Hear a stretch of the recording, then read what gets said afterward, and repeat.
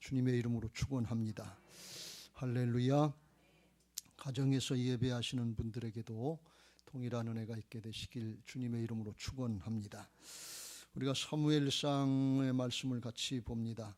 이제 사무엘 탄생을 하고 엘리 제사장 시대에 사사 시대에 이스라엘 백성들이 얼마나 타락했는가 하는 것을 지난주에 살펴봤습니다. 그리고 이제 하나님께서 사무엘을 등장시키셔서 이제 하나님의 나라의 구속의 역사를 또 이어가시는 것을 볼 수가 있습니다. 오늘 이스라엘 백성들을 미스바라고 하는 곳, 미스바라고 하는 곳은 예루살렘의 한 8km쯤 북쪽에 있는 성읍입니다. 우리나라로 이야기하면 서울에서 한 8km 될라나요? 의정부쯤 이렇게 떨어져 있는 그곳인데 거기가 남북 이스라엘의 중간쯤 된다고 그래요. 그래서 거기로 온 이스라엘들을 모아서 회개하고 하나님 앞에 중심으로 전심으로 돌이키게 해서 하나님만 바로 섬기게 해서 하나님의 은혜와 축복을 회복시켜 주시려고 하시는 하나님의 역사를 이룬 회개와 회복의 성회다, 이렇게 말씀드릴 수 있습니다. 이 사무엘이 거기서 이제 말씀을 잊어버리고 사는 이스라엘 백성들에게 하나님의 말씀의 언약, 그걸 갱신하는 그런 의식을 거기서 또 하는 거예요. 3절 말씀에 하나님께로 중심으로 돌아오라 그러면서 그리하면 너희를 블레셋 사람의 손에서 건져내시리라. 하나님이 시내산에서 모세에게 언약을 약속을 하실 때도 순종하면 복을 받고 불순종하면 하나님의 심판을 받고 저주를 받는다. 이게 하나님의 언약의 갱신이에요.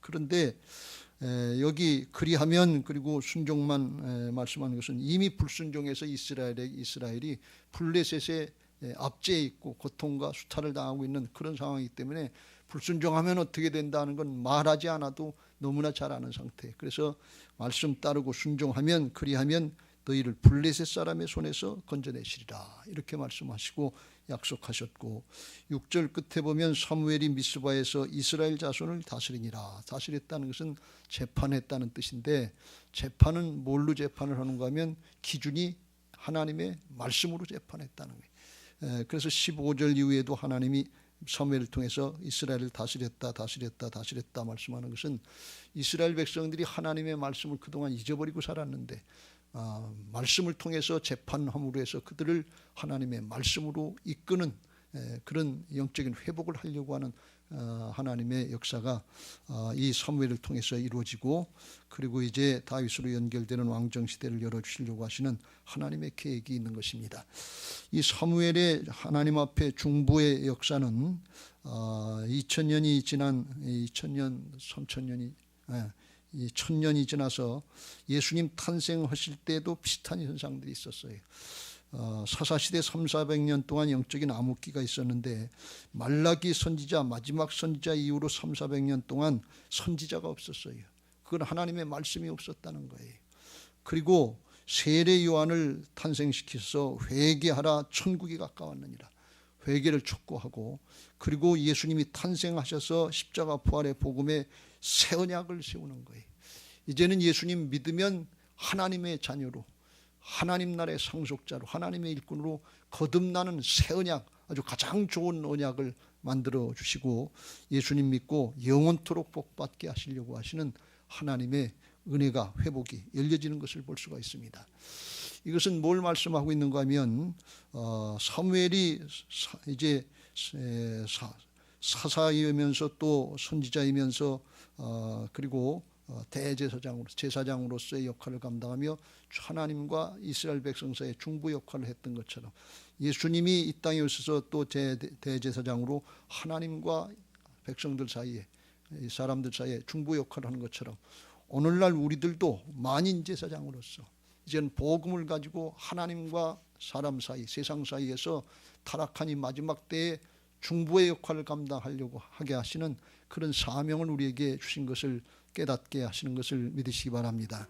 그래서 우리가 이게 사무엘의 얘기가 아니고 이제 구약시대의 얘기가 아니고 오늘을 사는 우리에게 주시는 레마의 말씀으로 들려지게 되시길 주의 이름으로 축원합니다. 할렐루야. 하나님 앞에 중심으로 회개하고 돌이키면 회복시켜 주신다 그랬는데 그것이 먼저 하나님 앞에 우리의 심령이 바로 세워지고 그러면 하나님이 함께 하셔서 은혜와 축복을 누리게 하신다 하는 말씀입니다. 요한 3서 2절에 사랑하는 자여 내 영혼이 잘된 같이 내가 범사에 잘되고 강건하기를 내가 간구하노라. 할렐루야. 우리는 범사에 잘되는 거 이게 목적인 것 같고 아픈 분들에겐 강건해지는 거, 건강을 회복하는 게 이게 1차적인 목적인데 하나님이 보실 땐 그것만 하면 조금 있으면 그것도 지나가요. 그래서 영혼이 잘 돼서 영원토록 복돼야 이게 하나님이 주시려고 하는 진정한 축복이요 참 축복인 것을 믿으시기 바랍니다. 그러려면 먼저 하나님께로 중심으로 돌이켜야 돼요. 그래야 영혼이 잘 되고 하나님의 은혜를 입어서 범사가 잘 되고 강건케 하시는 하나님의 참된 축복의 자리로 나아가게 하실 줄로 믿습니다. 이스라엘 백성들이 미스바에서 사무엘 선지자의 인도를 따라서 중심으로 회개하고 하나님만 섬기겠다고 돌이키니까 하나님께서 축복하셨는데 그때 블레셋이 쳐들어왔는데 하나님이 함께 하셔서 12절에 보면 하나님이 도우셔서 승리하게 하여 주시고 에벤네셀이다. 에벤네셀의 승리를 보게 하시는 것을 볼 수가 있습니다. 그런데 이 에벤네셀이라고 하는 지역은 도움의 돌이라고 하는 뜻인데 하나님이 여기까지 인도하셨다 그런 뜻인데 성경에 보면 에벤네셀이 앞에 사무엘상 4장 1절에 첫 번째 블레셋과의 싸움에서 져서 이제 4,000명이 죽을 때 그때 이스라엘이 에벤네셀에 진을 쳤었어요. 거기서 졌던 자리예요.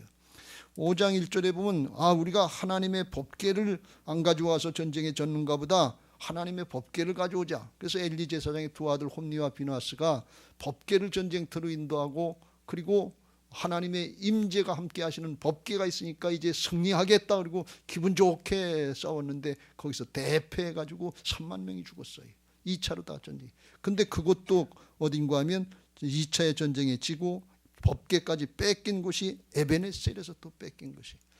그런데 하나님께 돌이키지 않고 싸울 때는 법궤를 가지고 가도 졌는데 하나님께로 돌이키고 싸우니까 이제 하나님이 함께 하시니까 1차에 지고 2차에 졌는데 3차에 하나님이 역전시키셔서 승리케 하시더라 그런 말씀이. 지금까지 졌는데 이기게 하시더라. 지금까지 안 됐는데 되게 하시더라 그런 말씀. 지금까지 교회 부흥 안 되는 것 같고 안 된다고 얘기하는데 되게 하시는 역사가 있다는 이게 에벤네셀의 역사입니다. 우리 교회 성전 건축하고 이 은혜를 누려야 될 줄로 믿습니다.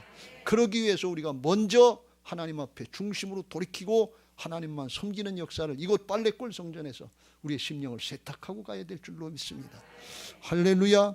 하나님이 어떻게까지 축복하셨는가 하면 13절에 여호와의 손이 사무엘에 사는 날 동안에 블레셋 사람을 막으심에 하나님의 손은 하나님의 능력이라는 거예요. 하나님이 함께 하셔야 될 줄로 믿습니다. 하나님이 막아주셔서 블레셋 사람들이 다시는 이스라엘 지역으로 들어오지 못했단 말이지.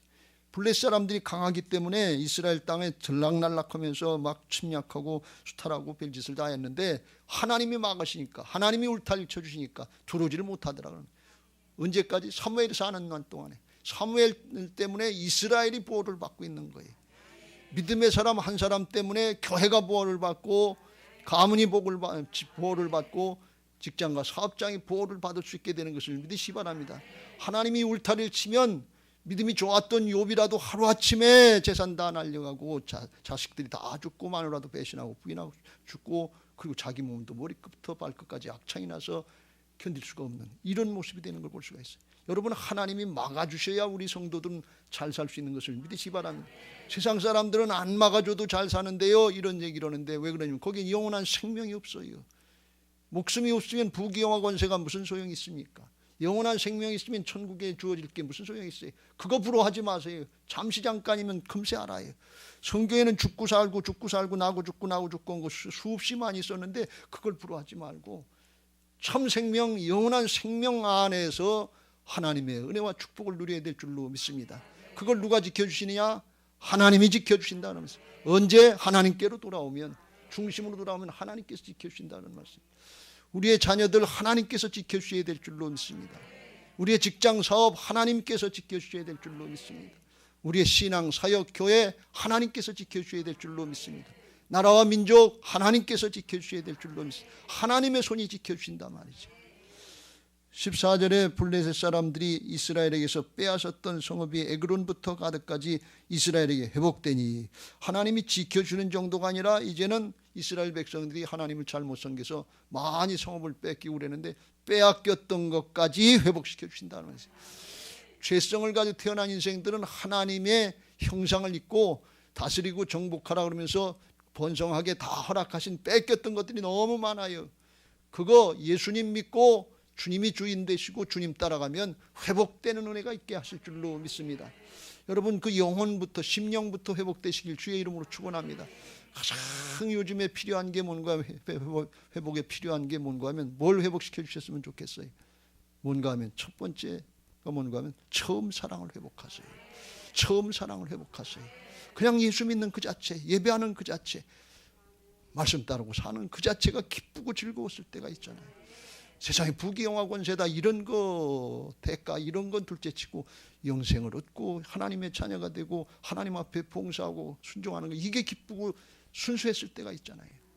이게 먼저 회복되어야 될 줄로 믿습니다. 그리고 믿음이 회복되면 하나님의 살아계신 역사, 전능하신 역사, 부활의 승리의 역사가 회복되면 그 다음엔 걱정할 게 없어요. 주님이 오시면 되는데, 블레셋에게 이스라엘이 1차, 2차 대패하고 3만 4천 명이 죽는 큰 패배를 했는데 하나님이 함께 하시니까 승리하게 하시더라고요. 이스라엘이 잘 싸운 게 아니에요. 무슨 다른 도구가, 전쟁 무기가 더 좋아서 다른 장소에서 싸운 게 아니에요. 그 자리에서 이기게 하시더라, 그런 말씀이에요. 할렐루야. 그 회복이 있어야 될 줄로 믿습니다. 그 후에 우리의 영혼이 잘된 같이 가문도 회복되고 직장과 사업장도 회복되고, 그리고 우리의 사역의 현장도 교회도 부흥되게 하시는 하나님의 역사를 보고, 더 나아가서 그리스도인들로 인해서 이 나라의 민족의 어려운 상황들이 회복되는 그런 불쏘시개 같은 마중물 같은 역할들을 감당해야 될 줄로 믿습니다. 그래서 사무엘에서 하는 날 동안에 평화를 주셨는데 하나님의 평강을 끝까지 노년에 잘 누리게 되시길 주의 이름으로 축원합니다. 시편 128편 4절부터 6절 같이 읽겠습니다. 시작. 여호와를 경외하는 자는 이같이 복을 얻으리로다. 여호와께서 시온에서 내게 복을 주실지어다. 너는 평생의 예루살렘의 번영을 보며 6절 내 자식의 자식을 볼지어다. 이스라엘에게 평강이 있을지로다. 할렐루야. 여러분, 예루살렘의 번영을 보게 되시길 주의 이름으로 축원합니다. 특별히 어르신들, 우리 교회 부흥하게 되는 거 꼭 보시고 돌아가시라니까. 그런데 하나님 앞으로 가시길 주의 이름으로 축원합니다. 교회 부흥되는 거 보고 가셔야지요. 가문도 번성하는 게 이게 복이지만 그거보다 더 큰 복, 하나님의 나라의 관점, 하나님의 심정에서는 주님의 몸된 교회가 번성하는 거예요. 영적인 자녀들이 번성하는 거예요. 이걸 꼭 보시기를 주의 이름으로 축원합니다. 그때 하나님 앞으로 갈 때 얼마나 기쁘고 즐겁겠어요. 먼저 가신 분들도 계시지만 우리가 교회 짓고 교회 번성하고 그리고 하나님 앞에 영광 돌리면서 하나님의 평강을 누리게 되시길 주의 이름으로 축원합니다. 그러면 우리가 어떻게 해야 되느냐, 구체적으로 오늘 미스바 성에서 있었던 일을 좀 더 살펴보면서 그 은혜를 우리가 사모하도록 하겠습니다. 먼저 하나님과의 관계부터 회복하라 하는 것입니다. 아주 지극히 당연한 말씀인데 왜 그러냐, 이스라엘이 패배를 해서 블레셋에 수십 년간 억압을 당하고 수탈을 당한 이유는 블레셋이 강대해서 그런 것이 아니고, 겉으로만 볼 땐 그런데 그게 아니고 이스라엘이 하나님을 떠나서 불신앙하고 우상숭배하고 범죄해서 하나님의 보호하심, 하나님의 울타리가 무너졌다, 그런 말씀이에요. 그러니까 근본 원인이 외적인 데 있지 않고 내적인 데 있다고 하는 것을 말씀하는 거예요. 그러니까 우리가 먼저 문제를 해결하려고 하는 문제에 초점을 맞추지 말고 하나님과의 관계를 먼저 회복할 때 하나님의 보호하심이 있게 되고, 하나님이 울타리 쳐주시면 막아주시고 하나님의 은혜와 축복을 누리게 하실 줄로 믿습니다. 지금 우리가, 여러분이 맡고 있는 문제가 뭡니까? 회복되어야 되는 것이 뭡니까? 여기다 초점을 맞추지 말고 하나님하고 나하고 관계가 지금 바로 되어 있는지, 내가 믿음 생활을 바로 하고 있는지 이것부터 점검해야 된다, 그런 말씀이. 왜 그러냐? 하나님이 창조주가 되시고 하나님이 주관자가 되시고 하나님이 심판주가 되셔서 모든 하나님 나라 차원에서 다 역사하고 계시고, 우리 인류의 역사는 하나님의 영원한 역사 중에 극히 일부분이에요. 우리는 그 일부분을 살고 죽고 일부분을 살고 죽고 일부분을 살고 죽는 건데, 그 일부분을 살다 죽는 인생이 하나님의 법대로 하나님 나라 차원으로 살면 영원한 축복으로 연결되는 카이로스의 시간이 되는 것을 믿으시기 바랍니다.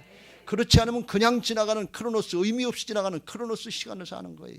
그래서 하나님의 백성, 하나님의 자녀들이 됐다고 하는 것은 이제 하나님 나라에 속한 자들인 것을 깨닫고 하나님의 말씀대로 하나님의 법대로 살 때 영원토록 연결되는 복된 인생들이 되는 것을 믿으시기 바랍니다. 할렐루야. 그래서 그 관계가 바로 되어 있는지 그걸 깨닫고 안 돼 있으면 전심으로 하나님께 돌이켜서 하나님과의 관계를 회복해야 될 줄로 믿습니다. 이걸 예수님은 마태복음 22장 37절 38절에서 하나님 사랑을 그렇게 하라 말씀합니다. 같이 읽겠습니다. 시작. 예수께서 이르시되 내 마음을 다하고 목숨을 다하고 뜻을 다하여 주 너희 하나님을 사랑하라 하셨으니 이것이 크고 첫째 되는 계명이요. 크고 첫째 되는 계명이 뭔가 하면 마음을 다하고 목숨을 다하고 뜻을 다하여 주 너희 하나님을 사랑하라. 하나님 사랑 어떻게 하느냐? 말씀을 순종하는 게 구체적으로 하나님 사랑인 것을 믿으시기 바랍니다. 그런데 적당히 내가 할 수 있는 정도로만 하지 말고 마음도 다하고 목숨도 다하고 뜻을 다해서 하라는 거예요. 다해서 하라는 거예요. 남겨놓으면 어떻게 되냐? 자기 중심으로 돌아가고 자기 마음대로 세상에 짝짝해서 이스라엘 백성들 보면 양다리 걸치는 신앙을 한단 말이죠. 그러면 하나님의 복을 받는 게 아니라 하나님의 심판을 받게 되고 저주를 받게 되기 때문에, 그래서 하나님 사랑을 다해서 하라는 거예요. 그러면 어떻게 되느냐? 하나님이 함께 하시는 역사를 보게 하실 줄로 믿습니다. 이게 크고 첫째 되는 계명이다. 이게 크고 첫째 되는 계명은 가장 중요하다는 계명이요, 또 이걸 우선적으로 해라 그런 말씀이에요. 크고 첫째 되는 계명을 바로 하지 않고 두 번째 내가 내 마음 가지고 자식을 사랑하고 남편을 사랑하고 이웃을 사랑한다고 그러는데 그거 얼마 못 가요. 제대로 못해요. 조금 있으면 성질 나요. 조금 있으면 판단하고 계산해요. 그래서 크고 첫째 되는 계명, 하나님 사랑이 온전히 될 때 주님이 우리를 통해서 이루시는 온전한 사랑을 행하게 하시고 복음의 역사를 이루게 하실 줄로 믿습니다.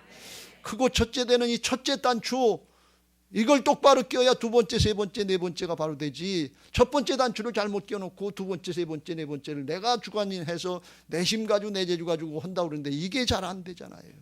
크고 첫째 되는 계명, 하나님 사랑 잘하면 나머지는 주께서 임마누엘로 함께 하시는 은혜가 있게 하실 줄로 믿습니다. 그래서 하나님께 전심으로 돌아오라는 거예요. 선하신 하나님이, 좋으신 하나님이, 아들을 내주신 하나님이 뭐가 부족해서 우리에게 힘들고 부담스러운 걸 얘기하겠어요. 왜 이렇게 얘기하시느냐? 심령도 회복되고 문제도 해결받아야 된다 그런 말씀이에요. 문제만 해결받는 게 복이 아니에요. 그리스도인들은 심령이 회복돼야 되는데 그러려면 중심으로 하나님께 돌이켜야 된다는, 다해서라는 말씀이에요. 왜요? 하나님이 아들을 내주시는 분 아니에요. 자신을 다 내주시는 분 아니에요. 하나님의 사랑은 이렇게 높이 올라가 있는데 우리는 이 밑에서 조금만 하려고 하는 게 만나지를 않아요. 이 똑같이 만나야지요. 같은 차원이 돼야 된단 말이에요. 그러면 하나님께 내 것이 되는 은혜가 있게 될 줄로 믿습니다. 왜 하나님만 사랑하라고 그러고 하나님만 전심으로 섬기라고 하느냐? 그래야 하나님과 하나가 되는 역사가 있기 때문에 그래요. 고린도전서 6장 15절부터 17절에 사도 바울 통해서 이걸 이렇게 말씀합니다. 우리가 그리스도의 몸된 교회의 지체들이고 주님의 몸의 지체들인데 우리의 몸을 가지고 창녀하고 합하면 창녀가 합하는 자는 16절에 그와 한 몸인 줄을 알지 못하느냐? 일렀을 때 둘이 한 육체가 된다 하셨나니 주와 합하는 자는 한 영이라. 창기하고 합치면 몸만 하나가 되는 게 아니라 그 영혼도 소울타이라고 해서 영혼도 양령에게 묶이는 거예요. 주님을 따르고 순종하면 우리가 성령으로 하나가 되는, 성령의 전이 되는 것을 믿으시기 바랍니다. 그런데 창녀와 창기와 합하는 자가 누구예요? 이스라엘 백성들이 우상 숭배하면서 신전의 창기들과 하나가 되잖아요. 그 합하는 거예요. 악령하고 하나 되고 마귀가 하나 되면 어떻게 돼요? 사단이 오는 것은 도적질하고 죽이고 멸망시키려고 온다고 그랬어요. 그러니까 도적질 당하고 죽고 멸망하는 그리로 나가는 거예요. 왜? 거기 합쳐 있으니까. 그리 하나가 됐으니까. 잠시 잠깐 잘 되는 것 같고 그런데 아니 조금만 기다려 보세요. 그렇게 다는 게 이런 얘기 하면 그런데 조상제사 잘 극지 모시면 조금만 있어 보세요. 집안 망해요. 그건 경험을 해본 분도 있고 우리 집안도 그런 걸 조금 체험하다가 돌이킨 집안인데 예외 없어요. 왜? 사단이 하는 일이 도적질하고 죽이고 멸망시키는 거예요. 그런데 주와 합하는 예수님하고 합치면 예수님은 내가 온 것은 양으로 생명을 얻게 하고 더 풍성하게 하려 함이라. 할렐루야. 영생을 얻게 하고 더 잘되게 영원토록 잘되게 하시려고 주님과 하나가 되라 그런 말씀이에요. 이걸 명심하세요. 이스라엘 백성들이 지금까지 해봤잖아요. 양다리 걸치면서 풍요로운 삶, 농사 잘 짓고 복받는 삶 한다고 양다리 걸치면서 바알 섬기고 아세를 섬겨봤는데 이게 뭐예요? 가면 대피하고 쫄딱망하는 길로 가는 거예요. 왜? 마귀하고 하나가 됐으니까. 그래서 하나님께만 돌이와서 하나님과 합하지면 하나님께서 영생을 얻게 하시고 풍성하게 하시는 은혜의 자리로 나가게 하실 줄로 믿습니다. 할렐루야. 이걸 우리가 명심해야 돼. 그래서 끊을 건 끊고 버릴 건 버리고 해야지, 그냥 아닌 걸 긴 것처럼 고집하면서 적당히 하려고 그러면 안 돼요. 남편과 아내 사이에 삼각관계가 생겨서 남편이 바람을 피우는데 자기가 중심으로 돌이키지 않고서 그냥 괜찮다고 그러는 식으로 다 하면서 내가 돈 많이 벌어다 줄게, 돈만 많이 벌어다 주면 그러면 해결됩니까? 오늘 꽃 사다 줄게, 생일 축하해 줄게, 그러면 기분 좋아요? 오늘 맛있는 거 사줄게, 우리 집사님은 스테이크 사줄게 그러면 좋아하는데 그러면 해결됩니까? 아니, 근본이 해결돼야지. 관계부터 해결해야지요. 그리고 하나님께로 돌아와야 하나님께 예배가 상달되고 기도가 상달되고 하나님의 은혜와 축복이 우리에게 임하게 될 줄로 믿습니다. 솔로몬은요, 초창기에 나이가 어려서 왕이 돼가지고 다윗을 이어서 왕이 되니까 나는 아이라 그러면서 겁을 잔뜩 먹고 하나님을 사랑하고 따르려고 하는 마음으로 1000번제를 드리면서 하나님 앞에 예배를 드릴 때 하나님이 그걸 기뻐 받으시고서 전무후무한 지혜를 주시고 구하지 않은 부귀와 영광까지 주신다 그러면서 내 아버지 다윗처럼 잘 말씀 따르라, 그러면 왕권이 끊어지지 않고 이어지게 할 거다, 그렇게 약속을 하셨어요. 그러겠다고 약속하셨는데 얼마 안 있어서 나라가 부강해지는 것 같으니까 자기가 했는 줄 알고 정략 결혼을 하면서 사람의 꾀를 따르기 시작해요. 하나님만 섬기면 되는데, 말씀만 따르면 되는데, 그래서 잘 된 건데 자기가 잘 된 줄 알고 주변 국가들하고 정략 결혼해서 왕은 후궁이 700이요 첩이 300이라 그랬는데 그거 여인들이 들어올 때 그냥 들어온 것이 아니라 이방 여인들이니까 이방 신상들을, 이방 그런 신앙들을 다 데리고, 우상들을 데리고 온 거예요. 그래서 솔로몬이 젊었을 때는 견뎠는지 모르는데 나이가 많을 때에 그의 여인들이 그의 마음을 돌려 다른 신들을 따르게 하였으므로 왕의 마음이 그의 아버지 다윗의 마음과 같지 아니하여 그의 하나님 여호와 앞에 온전하지 못하였으니 이는 시돈 사람 여신 아스타롯을 따르고 암몬 사람의 가증한 밀곰을 따르고 그 외에도 많은 잡신들을 예루살렘 성전에 드리는 걸 볼 수가 있어요. 그러니까 어떻게 됐어요? 나라가 남북으로 분열되고 조금 있다가 한 150년 지나서 남유다는 이 바벨론에, 북이스라엘은 아수르에게 망하고 좀 있다 조금 더 지나서 남유다는 바벨론에게 멸망하고 나라가 망하는 꼴로 가는 걸 보세요. 왜 그래요? 망하는 꼴 귀신하고 합쳤잖아요. 하나님 우리 섬기는데 아내의 중심이 그렇지 않아요. 이게 얼마나 무서운 말씀인지 몰라요. 그냥 적당히 겉모습만 아닌 것처럼 그렇게 하시지 말고 중심으로 하나님께 돌이키시길 주의 이름으로 축원합니다. 포로기 후반부에 에스라 제사장 시대에 어떻게까지 종교를, 신앙을 개혁하려고 그랬는가 하면 이방 여인들하고 결혼했던 거 그거 끊어버리라 그랬어요. 자식들도 버리라 그런 얘기예요. 왜? 그렇지 않으면 신앙을 버리고 영원한 생명, 나라의 장래, 후손들을 죽이게 되니까 그렇게까지 한 걸 볼 수가 있어요. 에스라 10장 10절 제사장 에스라가 일어나 그들에게 이르되 너희가 범죄하여 이방 여자를 아내로 삼아 이스라엘의 죄를 더하게 하였으니 이제 너희 조상들의 하나님 앞에서 죄를 자복하고 그의 뜻대로 행하여 그 사람 지방 사람들과 이방 여인들을 끊어버리라. 이게 얼마나 인간적으로 힘든 거예요. 오늘날 이렇게 예수 믿으라고 그러면 큰일 나지 않겠어요? 그런데 영적으로 하나님 나라 차원을 생각해 보면 영원한 생명이 가문에서 끊어져 가고 있는 거, 이걸 우리는 위험하지 못한단 말이죠. 그래서 그 회중들이 큰 소리로 대답하여 이르되 당신의 말씀대로 우리가 마땅히 행할 것이니라 하면서 했는데 그 중에 일부분 반대하는 사람들도 그 뒤에 성경에 보면 나오긴 하는데 그걸 해내는 걸 볼 수가 있어요. 이건 대단히 힘든 일이에요. 어려운 일이에요. 그런데 그렇게라도 해야 사는 역사가 있다는 거예요. 이게 하나님 나라 차원의 역사지, 영원한 생명의 차원의 역사지, 뭐 기분 감정 얘기가 아니에요. 여러분 신앙 기분 감정 아니에요. 사정 형편 핑계 대는 거 아니에요. 인간의 정 아니에요. 이거는 영원한 생사의 문제, 천국이냐 지옥이냐 문제인 것을 알고 우리가 이걸 명심해야 될 줄로 믿습니다. 그러고 보면 우리가 얼마나 적당히 신앙하는지 몰라요.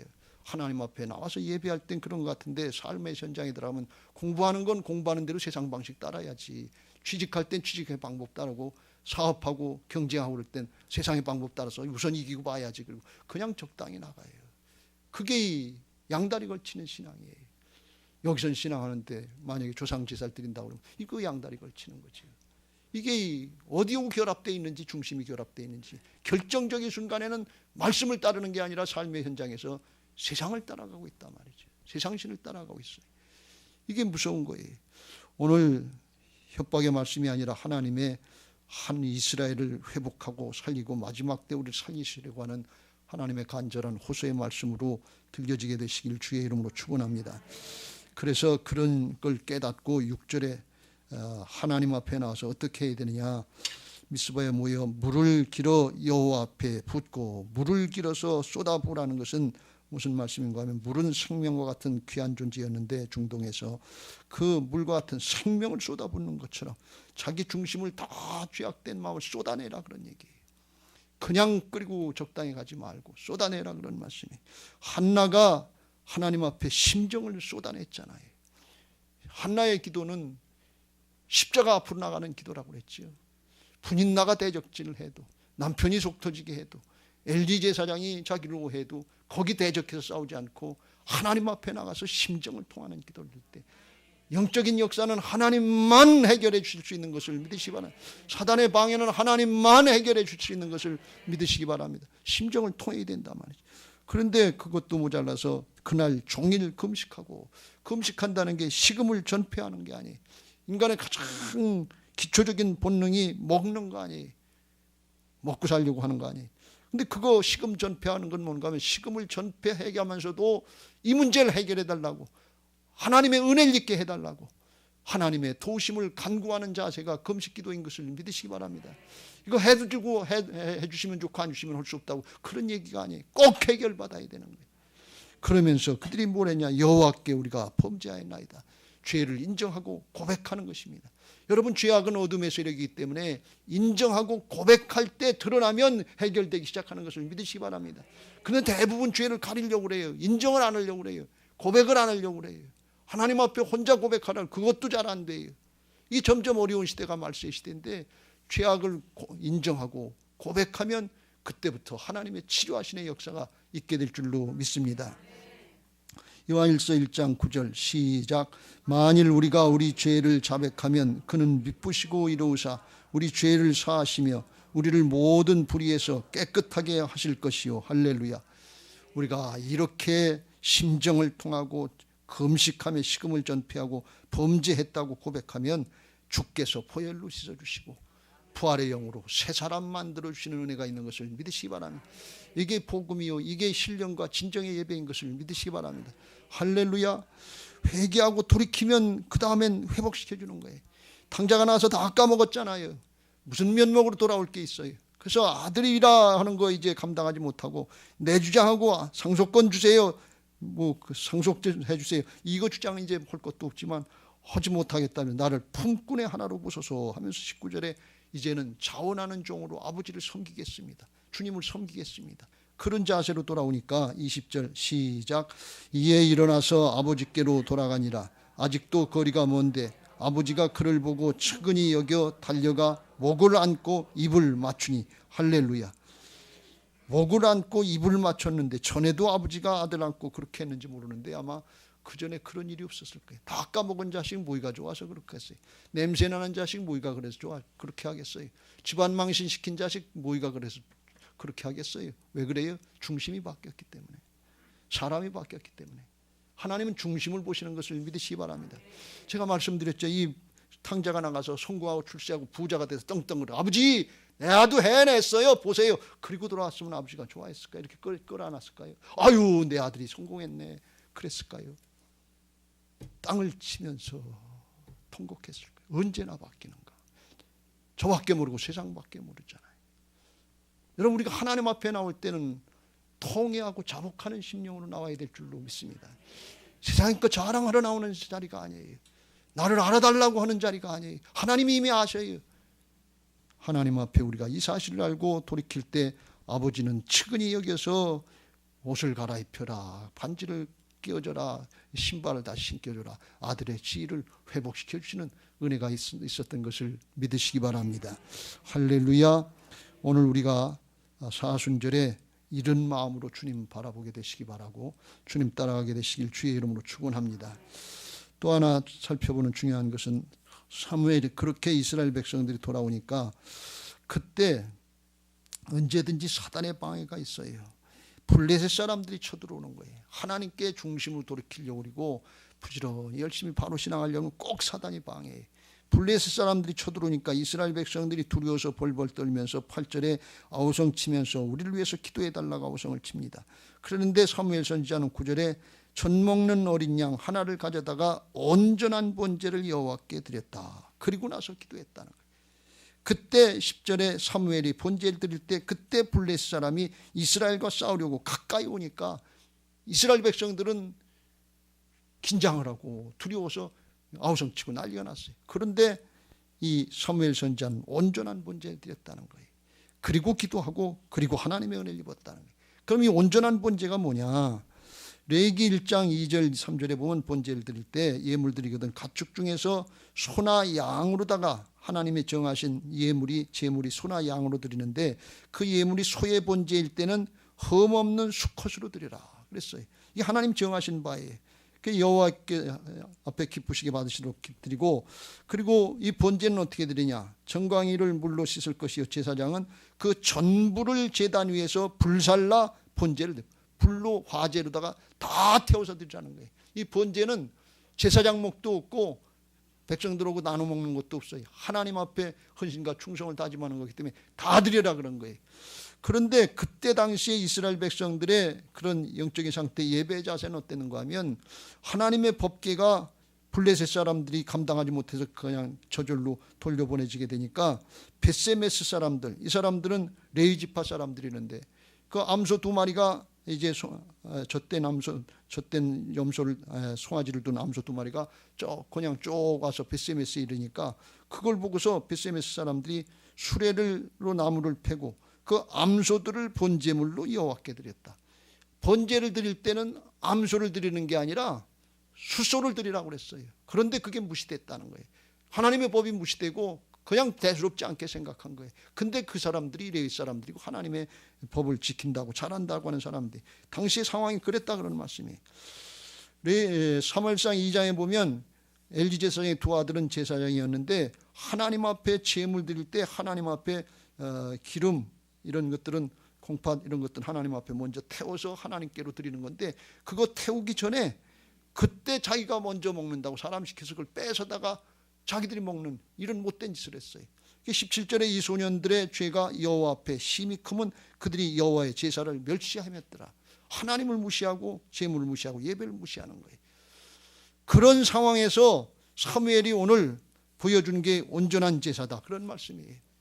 사람들은 세상은 다 그랬지만 이스라엘은 다 수십 년간 그렇게 변질돼 버렸지만 사무엘 선지자는 지금 전쟁이 나가지고 블레셋이 쳐들어오고 죽느냐 사느냐 하는 현실인데 그런 상황에 번제물이 다 탈 때까지 온전히 탈고 온전한 번제가 드릴 때까지 기다렸다 그런 말씀이에요. 온전한 번제, 온전한 예배는 말씀대로 드리는 예배인 것을 믿으시기 바랍니다.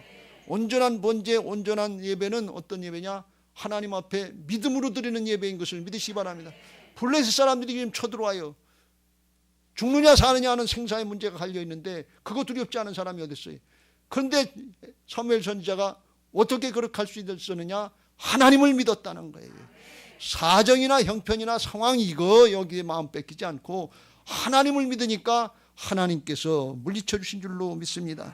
10절에 사무엘이 번제를 드릴 때 블레셋 사람이 이스라엘과 싸우려고 가까이 오매 그날에 여호와께서 블레셋 사람에게 큰 우레를 발하여 그들을 어지럽게 하셨다. 그 패하게 하신 거예요. 하나님을 믿는 믿음으로 드리는 거예요. 이게 어떤 제사예요? 번제는 자신을 드리는 것과 같은 제사인데 사무엘 선지자는 말씀만 마음만 드린 거 아니야. 진짜 자기 자신을 드리는 제사를 드리는 거예요. 죽더라도 예배 똑바로 드리다 죽겠다 그런 말씀이에요. 제사 똑바로 드리고 하나님 앞에 가겠다 그런 말씀이에요. 이게 하나님이 예배를 받으시는 아름다운 모습인 것을 믿으시기 바랍니다. 하나님은 제물만 받으시는 분이 아니에요. 창세기 4장에 아벨의 제사를 말씀할 때 그걸 가르쳐주고 있잖아요. 아벨은 자기도 양의 첫 새끼와 그 기름으로 드렸더니 여호와께서 아벨과 그의 제물은 받으셨으나 제물만 받지 않고 사람까지 받으신다 그런 말씀. 심령을 받으시는 거예요. 사람이 바로 드려져야 된다 그런 말씀. 중심이. 그런데 가인과 그의 제물은 받지 아니하신지라. 왜? 잘못했기 때문에. 말씀대로 안 하기 때문에. 그게 믿음으로 드리는 거예요. 히브리서 11장 4절에 믿음으로 아벨은 가인보다 더 나은 제사를 드림으로 하나님께 드림으로 의로운 자라 하나님께 옳다 인정을 받았다 그런 말씀. 왜? 말씀대로 드리는 거예요. 그 상황이 어떻든지 간에 하나님이 숫소를 드리라 그러면 숫소를 드리는 거고 끝까지 다 태워서 드리라 그러면 끝까지 다 태워서 드리는 거예요. 지금은 전쟁터니까 죽고 사는 상황이니까 그거 안 됩니다. 그게 아니다 그런 말씀이. 믿음 잘 지키시길 주의 이름으로 축원합니다. 하나님 앞에 믿음으로 행할 때 그 믿음대로 되게 하시는 역사가 있게 하실 줄로 믿습니다. 이제 말씀을 마무리하려고 합니다. 여러분 예배 시간마다 회개와 회복의 은혜를 누리게 되시길 주의 이름으로 축원합니다. 우리 신앙은 기독교 신앙은 하나님께서 허락하신 다스리고 정복하고 생육하고 번성한 하나님의 통치권까지 다 위임해 준 이게 하나님의 형상의 축복인데 아담과 하와가 죄 짓고서 이걸 다 뺏겼어요. 사단에게 속아서 뺏겼어요. 이걸 예수님이 십자가에서 죄값을 담당해 주시고 부활의 영으로 새롭게 하시는 하나님의 형상의 회복의 은혜를 복음으로 이루신 줄을 믿습니다. 그걸 믿고 죄된 몸이지만 부족한 몸이지만 하나님 앞에서 회개하고 복음을 의지할 때 십자가 앞에 엎드릴 때 성령께서 역사하셔서 심령의 회복, 새 사람 만들어주시는 부활의 역사가 나타나는 것이 신령과 진정의 예배인 것을 믿으시기 바랍니다. 이게 어디서 나타나느냐? 예배 시간에 나타나는 거예요. 예배가 그래서 소중한 거예요. 세상에서 성공했다, 출세했다, 잘 먹고 잘 살았다, 심령이 회복이 안 되면 소용이 없어요. 심령이 그 영혼이 잘 돼야 범사가 잘 되고 강건하게 하시는 영원한 축복의 자리로 나가게 하실 줄로 믿습니다. 사마리아 여인이 주님 만나고 신령과 진정의 예배를 체험하고서 그게 주님 만나고 바뀌었잖아요. 26절에 예수께서 이르시되 내가 말하는 내가 그라 하시면서 주님이 말씀으로 확인해 주시고 그를 만나 주시니까 심령이 바뀌었어요. 그래서 여자가 물동이를 버려두고 동네로 들어가서 사람들에게 이르되 내가 행한 모든 일을 내게 말한 사람을 와서 보라. 이는 그리스도가 아니냐 하니 그들이 동네에서 나와 예수께로 오더라 그랬어요. 자기가 행한 일 남편을 5씩 6씩 바꾼 일인데 그게 뭐 자랑스러운 일이라고 내가 행한 일을 와서 보라는 거예요. 사람이 바뀌었다는 거예요. 자유함이 있다는 거예요. 진리 안에서 진리가 자유케 하시는 것을 믿으시기 바랍니다. 이게 사람이 바뀌어야 심령이 바뀌어야 돼요. 그러니까 부끄러워서 대낮에만 나올 수 있었던 여인이 복음 전도하러 동네로 뛰어들어갈 수 있는 사람이 바뀐 역사가 있는 것을 믿으시기 바랍니다. 심령이 바뀌는 거예요. 예배 시간에 뭐가 복이냐? 심령이 바뀌는 게 복이에요. 그게 다른 표현을 해서 뭐라고 그러면 영혼이 소생이 되는 거예요. 그게 복 있는 사람이고 하나님 앞에 복된 신앙인 것을 믿으시기 바랍니다. 다윗은 그걸 시편 23편에서 이렇게 고백합니다. 여호와는 나의 목자시니 내게 부족함이 없으리로다. 그가 나를 푸른 풀밭에 누이시며 쉴만한 물가로 인도하시는다. 3절 시작. 내 영혼을 소생시키시고 자기 이름을 위하여 의의 길로 인도하시는도다. 할렐루야. 제가 이 영혼을 소생시킨다는 것을 짐작은 했지만 잘 몰랐는데 이번 말씀을 준비하면서 그렇구나 말이에요. 예배 시간에 나와서 영혼이 소생된다고 하는 것, 심령이 바로 된다고 하는 게 이 뜻이에요. 문제가 바로 해결된다는 게 아니에요. 어려움 그대로 있어요. 상황 나쁜 거 여전히 있어요. 그런데 그렇지 내가 하나님의 자녀지. 그렇지 하나님이 나와 함께 하시지. 내가 주님과 하나가 됐지. 그게 믿어지면 영혼이 소생되고 성령의 능력으로 소망이 생기고 믿음이 생기고 하나님이 함께 하시는 임마누엘의 역사를 보는 복된 길로 나아가게 하시는 줄로 믿습니다. 그걸 누구에게 주느냐? 하나님이 나의 목자시다 말이지. 양이 목자를 신뢰하고 절대로 따라가는 것처럼 그렇게 신앙하는 사람들에게, 하나님의 주권 인정하고 따라가는 사람들에게 그런 은혜가 있게 될 줄로 믿습니다. 오늘 이 자리에서 몸도 치료받고 문제도 해결받고 그러면 더 좋은데 그렇게 안 됐더라도 심령이 먼저 회복돼서 문제 가운데 억눌려서 의기소침하고 이거 될까? 교회는 전하는데 빚이 많아서 어떻게 해야 될까? 이런 거에 억눌리기 쉬운데, 그렇지, 하나님이 살아계시지. 주님의 일을 하시지. 우리는 주님의 손에 붙잡혀서 쓰임받는 거지. 심령이 회복되면 믿음이 생기고 소망이 생기고 성령의 능력의 역사를 보게 하실 줄로 믿습니다. 그래서 믿음을 얻고 여기서 이제 끝나는 것이 아니라 나가서 우리의 삶의 현장에서 우리의 삶을 통해서 하나님 앞에 순종할 때 영적인 예배자, 예배의 승리자들 되게 하실 줄로 믿습니다. 오늘 11절 말씀에 이스라엘 사람들이 미스바에서 나가서 블레셋 사람들을 추격하여 벳갈 아래에 이르기까지 쳤더라 그랬어요. 미스바는 거기는 예배하는 자리예요. 거기는 회개하고 돌이킨 자리예요. 근데 나가서 싸운 에베네셀의 자리는 나가서 싸우는 자리예요. 그러니까 우리가 여기서 예배하면서 은혜 받아야 돼요. 변화 받아야 돼요. 심령이 새로워져야 돼요. 근데 여기만 앉아 있으면 안 되고 우리 삶의 현장에 나가서 영적인 싸움을 싸우면서 믿음 지켜가면서 삶의 행함이 있어야 될 줄로 믿습니다. 거기서 하나님이 역사하시고 거기서 에베네셀의 역사를 보게 하신단 말이에요. 지금까지 졌는데 지금까지 안 됐는데 되게 하시는 역사, 성립케 하시는 역사, 역전시키는 역사들을 보게 하실 줄로 믿습니다. 그게 영적인 예배자들인 것을 믿으시기 바랍니다. 로마서 12장 1절 시작. 그러므로 형제들아 내가 하나님의 모든 자비하심으로 너희를 권하노니 너희 몸을 하나님이 기뻐하시는 거룩한 산제물로 드리라. 이는 너희가 드릴 영적 예배니라. 할렐루야. 어떤 사람이 그렇게 되느냐. 2절 시작. 너희는 이 세대를 본받지 말고 오직 마음을 새롭게 함으로 변화를 받아 하나님의 선하시고 기뻐하시고 온전한 뜻이 무엇인지 분별하도록 하라. 할렐루야. 마음에 새롭게 돼서 변화를 받은 건 뭔가 하면 이 세대같이 자기 중심으로 나 중심으로 세상의 가치관으로 판단했던 옛사람의 모습이 바꿔져서 새 사람 돼서 사마리아인처럼 바뀌어져서 이제는 하나님이 보시기에 선하시고 하나님이 보시기에 기뻐하시고 하나님이 보시기에 온전하신 것이 분별되고 그걸 따라가는 하나님 중심의 신앙이 된 사람이 심령이 바뀐 사람인 것을 믿으시기 바랍니다. 할렐루야. 그때 성령께서 함께 하시는 거예요. 하나님의 역사를 보게 하실 줄로 믿습니다. 그 삶의 현장에서 먹든지 마시든지 뭐라든지 하나님께 영광을 돌리게 하시고 승리케 하셔서 하나님께는 영광을 돌리게 하시고 우리에겐 은혜와 축복이 자자손손 이제 내려가 계승될 수 있도록 함께 하실 줄로 믿습니다. 이런 은혜들이 우리 교회에 여러분 성도님들에게 있게 되시길 주님의 이름으로 축원합니다. 이제 받은 말씀 기억하시고